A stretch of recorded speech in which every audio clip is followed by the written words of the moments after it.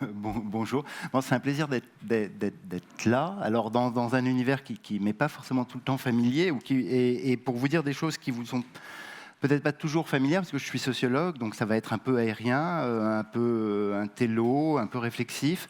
En même temps, je vais essayer de le faire de façon simple, et surtout, je vais devoir le faire de façon un peu rapide, mais vous retrouverez plusieurs éléments. Donc, qui est d'essayer de vous dire quelques arguments que j'ai essayé de développer dans ce petit ouvrage qui s'appelle À quoi rêvent les algorithmes, dont l'idée initiale est de se dire que dans l'espace public traditionnel, dans le monde dans lequel on a vécu pendant longtemps, enfin les plus âgés d'entre nous, comme moi, ceux qui filtraient l'information étaient les journalistes et on les appelait les gatekeepers. Et c'est eux qui décidaient ce qui était important, ce qui n'était pas important, qui nous montraient le monde d'une manière ou d'une autre en faisant des choix. Hein, aujourd'hui on dirait curation. Une grande partie du monde dans lequel on est entré est un monde dans lequel les nouveaux gatekeepers sont des artefacts calculatoires qu'on appelle de façon globale des algorithmes, on va dire des métriques, hein, tout un ensemble de métriques qui trient, qui filtrent, qui organisent le web, à tel point que, même si ce chiffre n'a pas grand sens, puisqu'on ne sait pas mesurer la taille du web, nous savons que tout perdu sommes-nous dans l'univers des informations numériques. En fait, nous naviguons tous au même endroit, et cet endroit, c'est un tout petit endroit de l'espace des informations disponibles aujourd'hui.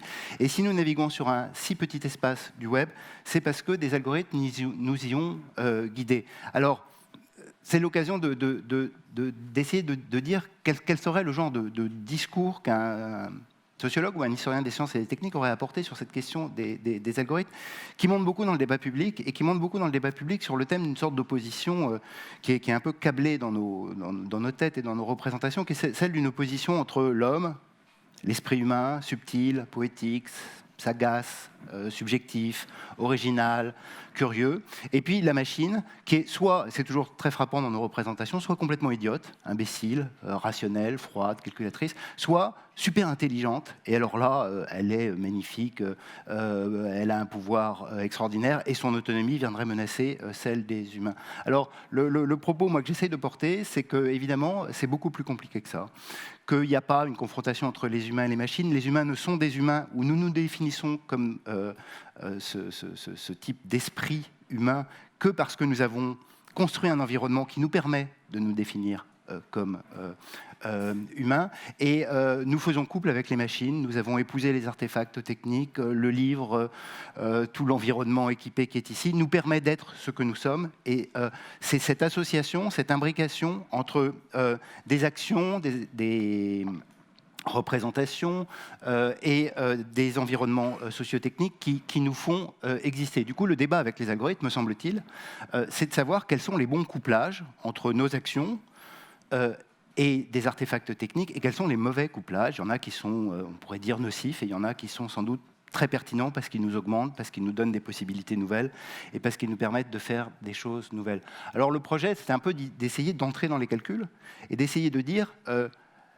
l'algorithme, le calcul, ce n'est pas une chose unique, simple, froide, rationalisatrice, c'est en fait quelque chose qu'on a programmé, et quelque chose qui, du coup, correspond à des anticipations qui ont été faites par ceux qui fabriquent ces algorithmes. Et dans les anticipations qui sont faites par les algorithmes, il y a des représentations et des visions du monde qui sont proposées. Et donc le débat que pourrait avoir le sociologue avec les ingénieurs qui les fabriquent, d'une certaine manière, c'est d'essayer de clarifier les représentations de l'information, de la hiérarchie de l'information, du type d'action qui est amenée, du genre de prescription qui est faite, d'essayer de clarifier le monde qu'elle dessine, le monde qu'elle fabrique. Parce que les algorithmes, et notamment les algorithmes numériques, fabriquent des mondes. On pourrait dire, moi c'est l'exemple que je prends souvent parce qu'il me semble très clair, on vit avec un algorithme démocratique depuis très longtemps qui est le système électoral. Si vous transformez les règles du système électoral, et c'est bien un algorithme qui transforme des voix en représentants élus dans les assemblées, mais vous avez des représentations du monde qui sont complètement différentes. Un Anglais vit dans un monde politique bipartisan, et il ne se pose même plus la question de savoir s'il y a autre chose que le Parti travailliste et le Parti conservateur. Il y a toujours un troisième parti qui essaye, mais qui n'y arrive jamais. Le monde anglais, politique anglais, est bipartisan parce que l'algorithme électoral du suffrage uninominal à un tour a structuré l'espace de cette manière-là. un Belge, un Israélien vit dans un monde polyphonique où il y a des partis multiples qui font des alliances différentes, qui font des compromis, qui ne font pas exactement une fois élus ce qu'ils ont dit qu'ils feraient avant les élections, parce que leur algorithme électoral, c'est un système proportionnel. Donc vous voyez que le choix d'un algorithme, le choix d'une technique de représentation, c'est aussi un choix qui va transporter ou produire un univers dans lequel on va ensuite circuler, sans vraiment interroger le fait que l'univers dans lequel nos représentations vont être fabriquées dépend en fait du type d'algorithme qui a permis de dessiner cet environnement dans lequel nous habitons. Alors, c'est un peu ça le projet moi, que j'ai essayé de faire, avec une idée très simple, et je vais vous la détailler rapidement, qui est de dire qu'il y a, dans l'histoire du web et dans le monde numérique aujourd'hui, sur le web, il y a 4 grandes familles de calculateurs. Alors, c'est très naïf, c'est extrêmement réducteur, et que ces grandes familles d'algorithmes, elles dépendent métaphoriquement de la position du calculateur par rapport aux données. Si on met le calculateur à côté des données, on va mesurer la popularité. Et le monde qu'on va dessiner, c'est celui de la popularité. Si on met le calculateur au-dessus des données, le monde qu'on va fabriquer, c'est le monde de l'autorité. Et ça, c'est le PageRank de Google qui l'a fabriqué. Si on met les calculateurs dans les données, et ça, c'est toutes les données du web social, on produit un autre univers et une autre forme de monde dans lequel c'est la question de la réputation qui est centrale. Et si on met le calculateur sous les données, le genre de monde qu'on produit, c'est celui dont on vient de parler dans la conférence précédente, c'est celui de la prédictivité individuelle. Popularité, autorité, réputation, prédictivité, c'est 4 formes de monde différents. Et moi, le travail auquel j'essaye de vous inviter, c'est de dire, quand on choisit des techniques de calcul, on choisit des techniques de représentation, on produit des valeurs et on produit des formes, une architecture du monde qui va avoir des formes différentes. Alors, ces 4 familles, elles s'appuient dans l'histoire du web sur des signaux qui sont très différents. Hein. Sur le lien, sur les boutons sociaux, on va les appeler les likes, sur le clic, la vue, et puis sur l'historique des clics, on va appeler ça la trace de navigation. Et vous voyez bien que le calcul qui est fait, il s'appuie soit sur des données qui ont été explicitement produites par l'utilisateur, des liens ou des likes, soit sur des données qui sont beaucoup plus implicites parce qu'il ne se rend pas compte, ou il se rend moins compte, ou il a moins conscience, et je dis ça pour aujourd'hui parce qu'évidemment ça peut changer, il se rend moins compte qu'il est en train de fournir un ensemble de données à des techniques de calcul. Alors je vais les détailler, ces 4 familles, en allant très vite. Hein. La première famille, parce qu'elle est très traditionnelle, c'est de mesurer l'information numérique en plaçant le calculateur à côté du web pour mesurer la popularité. Et cette popularité, on la mesure en comptant les clics par visiteur unique. C'est une technique de calcul qui nous vient des médias traditionnels et que le web a tout simplement transporté, je dirais, le monde du web et du marché publicitaire à l'ancienne. On va calculer, hiérarchiser l'information en produisant à côté du web une hiérarchie des sites qui ont été les plus cliqués dans cet espace. C'est une mesure qui est d'une certaine manière démocratique. Hein. J'insiste sur cette vertu parce que d'une certaine manière, les 3 autres familles ne sont pas démocratiques de la même manière. On considère que tous ceux qui cliquent, visiteurs uniques, ont le même poids. Et on va mesurer le poids, enfin la forme du public qui a été rassemblé par tel ou tel type de site d'information pour le hiérarchiser ensuite dans un classement de popularité et un classement qui est unique et qui est central pour tous. Donc la société a un centre. Et ce centre, il présente une hiérarchie qui est ordonnée par la popularité. Bon, c'est une mesure classique, c'est une mesure simple, c'est une mesure dans laquelle le web n'a rien inventé. C'est une mesure qui est aussi assez brumeuse parce qu'on sait tous que, comme tout algorithme, c'est une loi fondamentale des algorithmes, ils sont trucables et truqués, et ils sont d'une certaine manière faits pour ça, aussi en partie. Des armées de robots viennent déformer les résultats, et évidemment, ça n'organise la compétition que pour les sites qui se trouvent classés tout en haut du web. C'est pour ça que d'une certaine manière, et c'est une famille de calcul algorithmique qui, me semble-t-il, a joué un rôle plus riche, plus intéressant, plus propre à l'histoire du numérique, c'est de dire on ne va pas mettre le calculateur pour mesurer la popularité. La popularité, d'une certaine manière, c'est un truc de vieux médias, c'est un truc pour TF1. On va mettre le calculateur au-dessus des données et on va mesurer l'autorité. Et en mesurant l'autorité, on mesure quelque chose qui est très différent, même si quand on a beaucoup d'autorité, on va aussi avoir beaucoup de popularité, mais mesurer l'autorité n'est pas la même chose.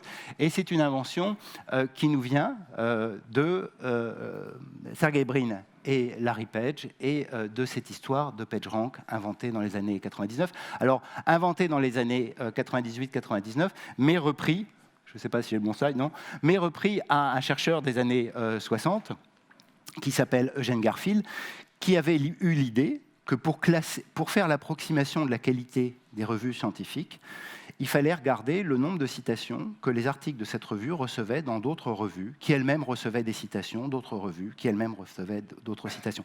Il ne s'agit pas de dire que c'est la vérité scientifique de l'article scientifique qui a été le plus cité par d'autres, par des pairs, mais de dire que c'est la meilleure manière d'approximer la qualité. C'est de regarder le fait qu'à l'intérieur du web circule quelque chose qui est fondamentalement méritocratique, et dans le cas du PageRank, c'est absolument méritocratique. Tous les sites web qui envoient des liens n'ont pas le même poids, ils ont le poids qui dépend du nombre de liens qu'ils ont reçus d'autres sites du web, etc., etc. Donc on crée une hiérarchie des pairs, dans laquelle Google, dans une histoire que vous connaissez bien, a considéré que le lien hypertexte était un lien de citation, que ce lien de citation pouvait être équivalent à un vote, qu'il transportait quelque chose comme de la reconnaissance, et que c'est ce signal très particulier qui circule dans le lien hypertexte, je cite tel autre site, parce que j'ai besoin de le citer, j'ai besoin de reconnaître son existence dans l'argument que je suis en train de développer, que ce soit pour en dire du bien ou pour en dire du mal, est sans importance, mais l'important est que j'ai besoin de le citer, et le fait de le citer est un signal qui, calculé par le haut, par au-dessus, donne une information pertinente pour classer l'information. Alors, vous connaissez l'histoire, je ne vais pas vous la faire ici parce que je n'ai pas le temps, j'ai beaucoup travaillé là-dessus. Depuis 15 ans, Google joue avec les webmestres un jeu de chat et de la souris qui est de vérifier que dans le lien hypertexte circule de la reconnaissance et pas du calcul et de la stratégie. Et les webmestres, et le Search Engine Optimization, le SEO, depuis 15 ans, essayent de faire des liens qui ne transportent pas de la reconnaissance, mais de la stratégie, du calcul, de l'échange de liens, de la ferme de liens, de la ferme de contenu et de la tactique. Ça déforme le calcul tel que Google l'entend. Ça déforme l'idée de l'autorité, c'est-à-dire l'idée que c'est de la reconnaissance qui circule à travers le web. D'où cette chose très particulière, incroyablement scientiste, qu'a mis en place Google, c'est de se dire, je mets le calculateur au-dessus des données, et je regarde le monde naturel des gens qui s'échangent de la reconnaissance, mais si les gens commencent à s'échanger des liens hypertextes en pensant au calculateur qui est au-dessus, c'est-à-dire à Google, ils n'agissent plus de façon naturelle, ils agissent de façon stratégique, et du coup, le signal que calcule l'algorithme est déformé. C'est plus l'information pertinente pour mesurer l'autorité, mais ça devient une information qui va mesurer des stratégies, des calculs qui sont faits par les acteurs du web en fonction du calculateur qui les mesure. Bon, c'est un débat très classique en science, c'est le problème, c'est est-ce que le microscope agit sur le milieu qu'il étudie? Si l'outil qui mesure agit sur le milieu qu'on observe et que le milieu transforme ses comportements en fonction de l'instrument qu'il observe, l'information ou la connaissance qu'on peut en extraire est déformée. Alors c'est le grand problème de Google, dont ceux qui sont webmestres parmi vous ou ceux qui connaissent Matt Cutts savent bien que toutes les vidéos faites par Matt Cutts à destination de webmestres commencent par cette idée, faites des bons sites. Ne faites pas de faute d'orthographe, mettez bien un titre, deux sous-titres, faites bien vos balises. Ne vous applaudissez pas vous-même en inventant des faux sites qui vous citent. Le mérite vous sera reconnu et vous obtiendrez un bon classement dans le PageRank. La maxime de Google, c'est que la visibilité, soit ça se mérite, soit ça s'achète. Et la division de la page, même si cette frontière devient de plus en plus difficile à voir, la division de la page entre le naturel et l'organique et le stratégique est au cœur du fonctionnement même, je pourrais dire de l'esprit, de cet algorithme qui décide de classer les informations à travers l'autorité. Alors, j'ai donné une version très positive et un peu naïve du fonctionnement du PageRank, mais elle est au cœur du type de construction et de manière dont cet algorithme a façonné le web. Il a domestiqué nos comportements d'écriture numérique. Il a créé avec une sorte de complicité contestataire avec les webmestres depuis une vingtaine d'années. Il peut faire l'objet de 1000 critiques. Il y en a une qui est importante, c'est que cet algorithme ne tient pas du tout compte du fait qu'avec la démocratisation des usages du web, sont arrivés plein d'internautes écrivants, mais qui n'écrivent pas des liens hypertextes et qui donc ne sont pas calculés comme étant les nouveaux gatekeepers du web, produisant des signaux qui, enregistrés par l'algorithme, vont ensuite produire une hiérarchie de l'information. Ces nouveaux publics du classement, ils sont venus sur le web social, et le web social a créé une autre représentation de l'information, une autre manière de la classer, de la hiérarchiser, de la mettre en circulation, qui est de mettre le calculateur, non pas au-dessus, rêvant de disparaître, comme l'algorithme d'autorité, mais dans les comportements des internautes, sur leur page web, sur leur profil Facebook, Twitter, Pinterest, Instagram et autres. Les compteurs sont présents et les actions que vont faire les internautes vont être visibles à travers les compteurs qui sont présents pour mesurer leur réputation. Alors, dans la popularité, dans l'autorité, on représentait un classement globalement pour tous, le même pour tous. On pensait que la société avait une sorte de centre et que les plus populaires et ceux qui avaient le plus d'autorité devaient être valorisés pour l'ensemble de la société.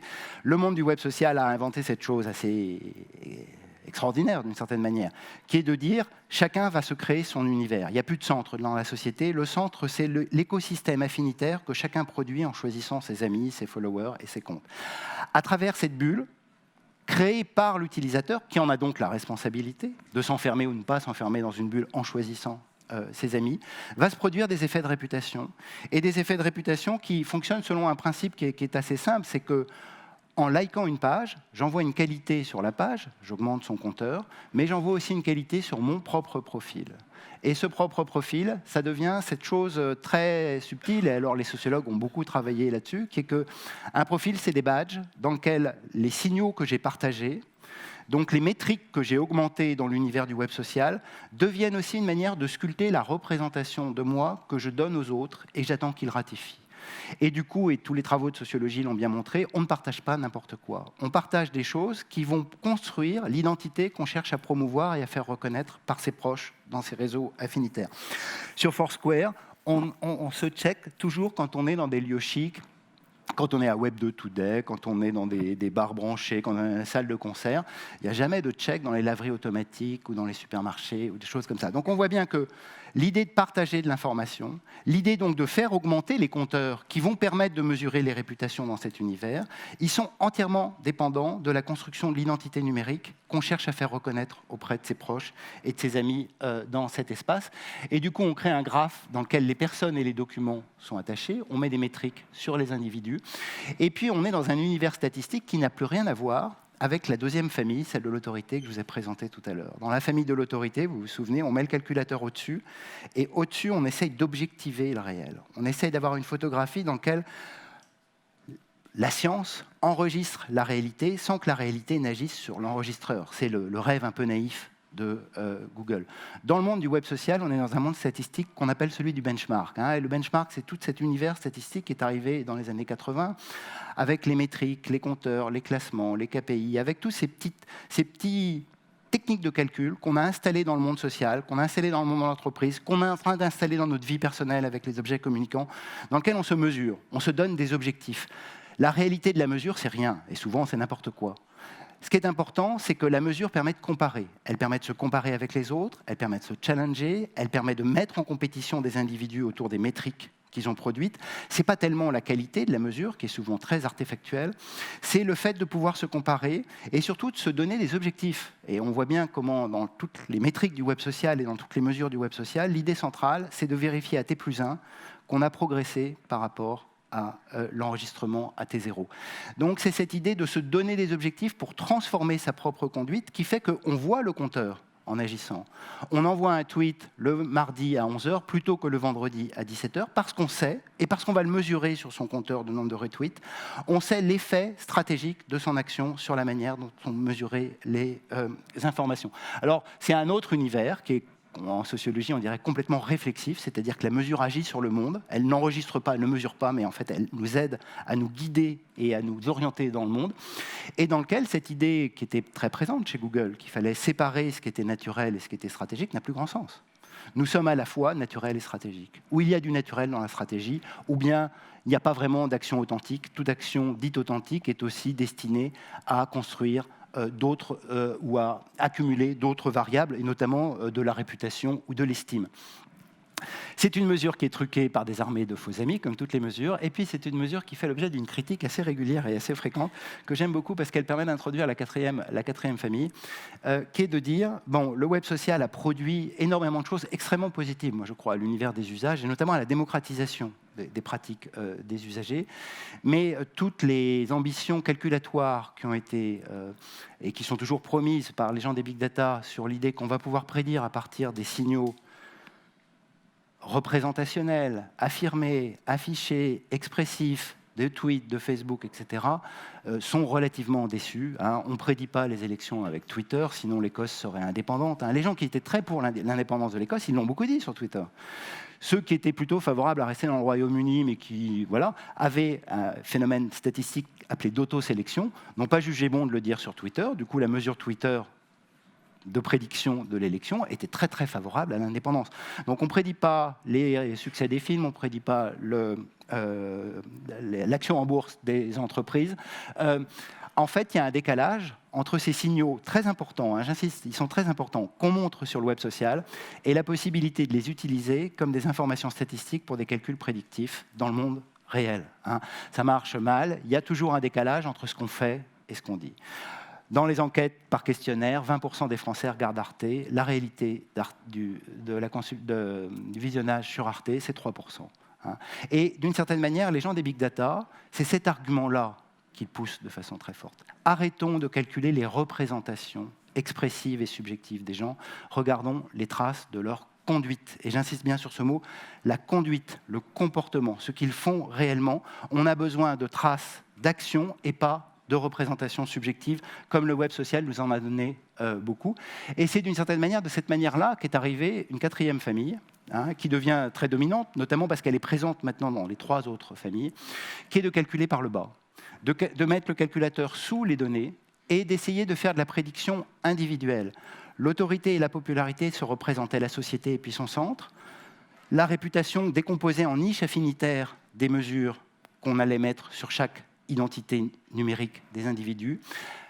Dans le monde de la prédictivité, on va essayer de calculer l'individu, et l'individu lui seul, à partir des traces de son comportement, en les enregistrant au plus près, et à partir de ces traces, de développer une manière de prédire ce que sera son comportement futur avec les méthodes dont on vient de parler tout à l'heure, qui sont les dites méthodes d'apprentissage, qui n'ont rien de nouveau, absolument rien de nouveau. Une grande partie des familles d'algorithmes qui sont développées là-dessus, alors pas toutes, mais une partie viennent des statistiques bayésiennes. Bayes, c'est au XVIIe siècle, la fameuse formule de Bayes, redéveloppée par Laplace. Donc c'est une tradition très longue dans l'histoire des statistiques, mais qui revient en force aujourd'hui de façon massive, avec plusieurs idées. Alors je voudrais essayer d'en dire quelques-unes. Plusieurs idées sur la manière dont c'est en train de transformer, et là c'est plutôt que des choses un peu sociologiques, en train d'essayer de transformer la forme même du monde et de l'environnement dans lequel nous sommes engagés. D'abord parce que ça produit un environnement. Et ça, je pense que, j'ai dit tout à l'heure, mais je pense qu'il faut toujours insister, ça produit un environnement et d'une manière très subtile, on pourrait presque dire de façon très néolibérale, en reportant vers l'utilisateur la responsabilité des prescriptions qui vont lui être faites. Ces machines calculent nos traces pour nous proposer quelque chose qui correspond aux traces que nous avons données. On pourrait dire d'une certaine manière, si Spotify ou Deezer vous proposent tout le temps du R&B et Beyoncé, c'est parce que vous avez écouté beaucoup de R&B et Beyoncé. Si vous avez des choix plus divers et plus hétérogènes, ils vont vous proposer des choix plus divers et hétérogènes. Mais c'est d'une certaine manière, en renvoyant la responsabilité vers l'utilisateur, de lui dire « ton environnement, c'est tes actions enregistrées qui vont ensuite produire les recommandations que je vais te faire. » Alors il y a bien parfois de l'enfermement dans une bulle, mais cette bulle, elle est en partie produite par le calcul statistique qui a été fait à partir des traces de l'utilisateur. Du coup, il y a une sorte d'ambition, alors je m'excuse de le dire avec cette sorte de métaphore là, un peu abstraite, mais une ambition qui est au cœur de ces nouveaux modèles algorithmiques, qui est de calculer la société par le bas. Et quand je dis calculer la société par le bas, j'entends qu'on a beaucoup calculé la société par le haut. L'invention de la statistique, et les algorithmes ne sont que des statistiques, l'invention de la statistique est absolument associée à l'idée de l'État souverain. L'État doit compter ses populations, l'État doit mesurer le flux des marchandises sur les marchés, l'État doit vérifier la morbidité et la natalité dans son pays. Si on a inventé la statistique, c'est parce que l'État avait besoin de prendre la mesure et de calculer sa population. Et pour le faire, il a utilisé beaucoup de catégories. Et à travers ces catégories, on a identifié les actions des individus en les rangeant, en les classant à des univers catégoriels qui étaient produits par le haut. Et les entreprises, les conventions professionnelles, la statistique publique de l'INSEE, l'État à travers toutes ses agences et ses organismes, et le marketing à travers ses segments, nous a enfermés dans des catégories d'âge, de territoire, de sexe, de profession, de compétences, de diplômes, qui sont des univers par lesquels on a produit beaucoup de connaissances sur nos sociétés à travers les corrélations qu'on pouvait faire entre les catégories qui ont été produites par le haut.